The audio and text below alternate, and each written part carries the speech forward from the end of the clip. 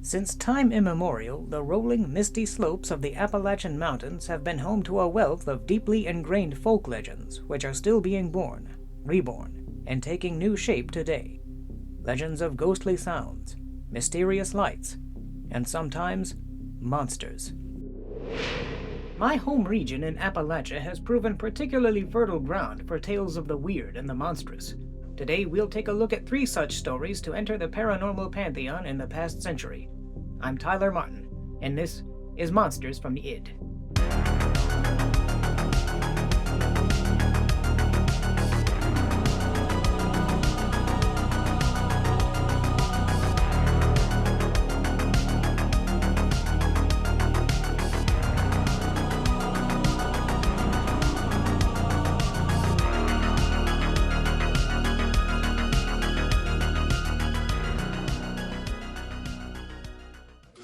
Early 1950s America was a place rife with fear and wonder.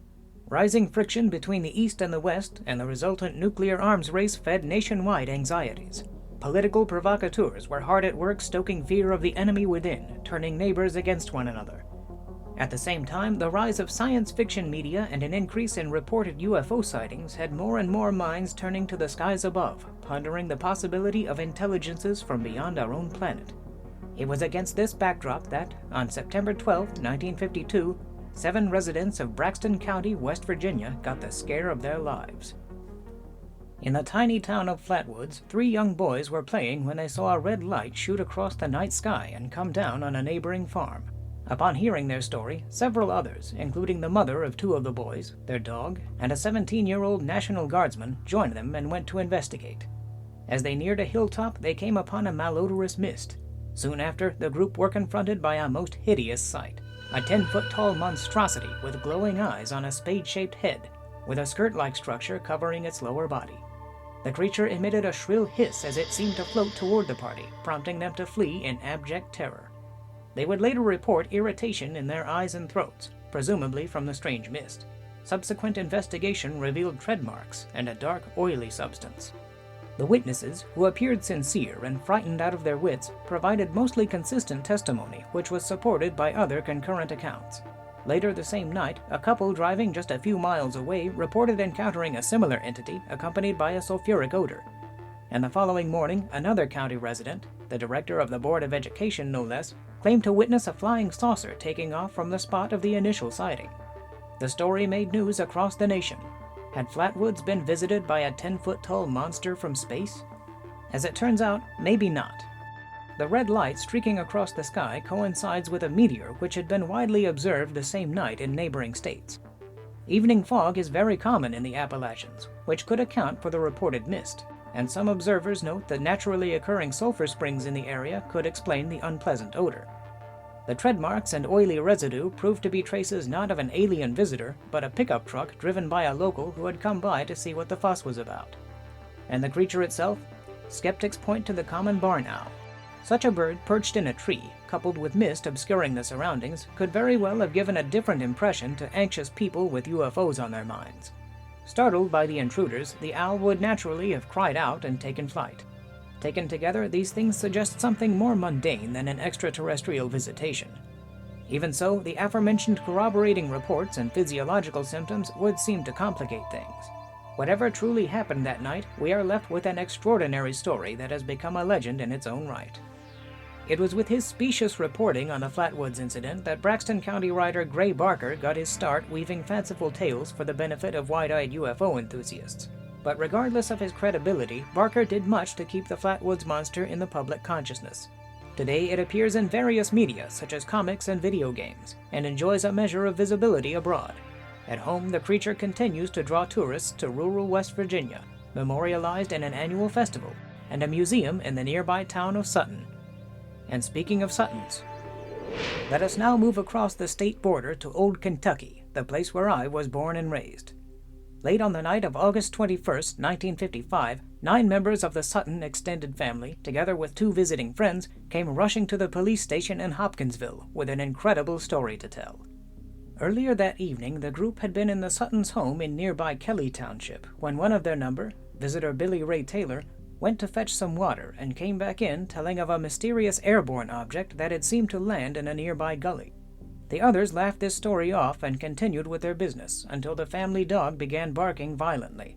Two of the men, Taylor and Elmer Sutton, better known as Lucky, went out to investigate.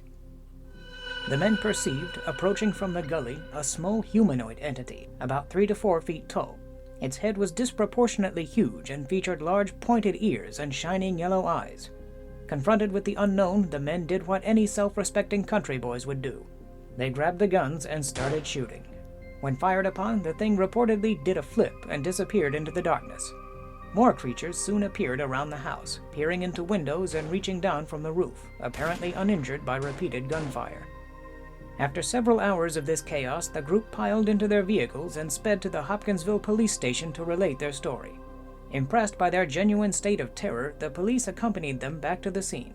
No evidence was found to indicate a hoax, nor was there any sign of alcohol, but there was also nothing to support the existence of the UFO or the mysterious creatures. Having found nothing concrete, the investigators dispersed, but soon the mayhem started up again, only ceasing just before dawn.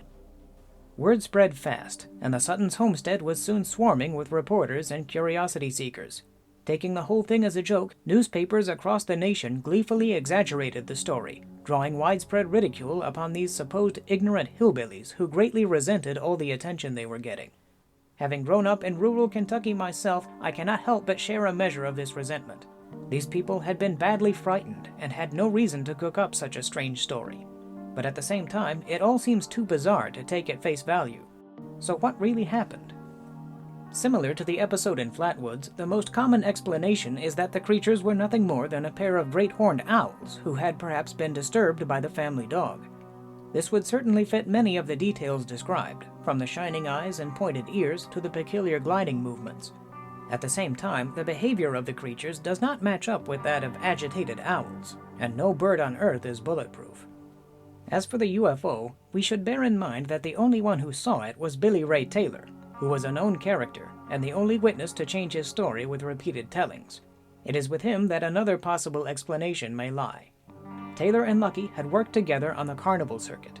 Given this background and Taylor's reputation, it could be that he had enlisted an accomplice to dangle a metal puppet around the house, perhaps from a nearby tree. Lucky's own account mentions the impact from gunfire producing a sound like shooting a metal bucket. It is thus possible that an elaborate prank terrified an innocent family and sparked a local legend. Whatever the case, the Kelly-Hopkinsville encounter has become regional mythology, celebrated with festivals and a recent paranormal expo. Thanks to erroneous newspaper reports, the incident contributed to the trope of little green men from outer space, and visual echoes of the odd creatures often appear in popular culture. But as beloved as the Flatwoods Monster and the Hopkinsville Goblins are, perhaps no strange creature to emerge from this neck of the woods can match the notoriety and influence of our third and final subject. Over the following decade, social and political change came fast and furious. The Cold War paranoia of the 1950s evolved into something that looked a bit different, but the sense of unease remained strong, and there was still plenty of room for weirdness. Unlike the previous two, the next curious entity would reappear numerous times and come to embody foreboding, ultimately being tied with a real-life tragedy. On November 12, 1966, a group of gravediggers in Clendenin, West Virginia reported seeing a large winged figure, like a brown human being, soaring overhead and moving quickly between nearby trees. This would be the first of many sightings of what the press came to dub Mothman, which seemed to make its home in neighboring Point Pleasant. Just 3 days later, in the dead of night, 4 witnesses noticed a creature like a man with wings and piercing red eyes standing in front of their car. Terrified, the driver floored it. The being took flight, reportedly matching the car's speed of 100 miles per hour as it pursued them to the edge of town. Dozens more such accounts followed, which often emphasized the large wingspan and bright red eyes. These harrowing encounters had been going on for just over a year when disaster struck. On December 15, 1967, the Silver Bridge, connecting Point Pleasant with Gallipolis, Ohio, was packed with rush-hour traffic. Suddenly, the bridge collapsed, sending 46 people to their deaths. This calamity, by far the worst in the town's history, left the local population reeling. Incidentally, Mothman sightings tapered off after this event. It wasn't long before some began to draw connections between the tragedy of the Silver Bridge and the mysterious creature. Had Mothman been a supernatural entity, a harbinger of doom? Perhaps the winged apparition had departed, its role fulfilled. Our old friend Gray Barker helped popularize this notion in Fortean circles, adding into the mix such motifs as UFOs, psychic phenomena, and his signature creation, the Men in Black, with a novel titled The Silver Bridge. These themes were built upon by fellow writer John Keel in his much more famous The Mothman Prophecies, making the subject a favorite focus of conspiracy theorists. A 2002 movie inspired loosely by Keel's book led to a revival of interest in the phenomenon, prompting an annual Mothman Festival, the erection of a Mothman statue, and the Mothman Museum. As a result, Point Pleasant is now a hub for curious tourists and paranormal aficionados from all over the world. As for what the creature actually was, wildlife experts are quick to suggest birds such as the sandhill crane, which is quite large and sports bright red flesh around its eyes. Others have proposed a great blue heron, or the classic standby, owls, none of which bear any relation to the bridge disaster, which was found to be the result of design flaws. But whether Mothman, or any of the strange beings under discussion, were common animals, fabrications, or something more, they have entered the record of Appalachian folklore as truly extraordinary figures. And should you ever find yourself face to face with the bizarre, the frightening, the unknown, no matter how real it may seem to you, there will always be someone ready to say, it was just a bird, just a shadow. But was it? Was it really? What do you make of all this? Perhaps you have a strange story of your own to tell. In any case, feel free to sound off in the comments. If you enjoyed this video, please give it a like, share, and subscribe for more Monsters from the Id. As always, thank you for joining me. I'll see you next time.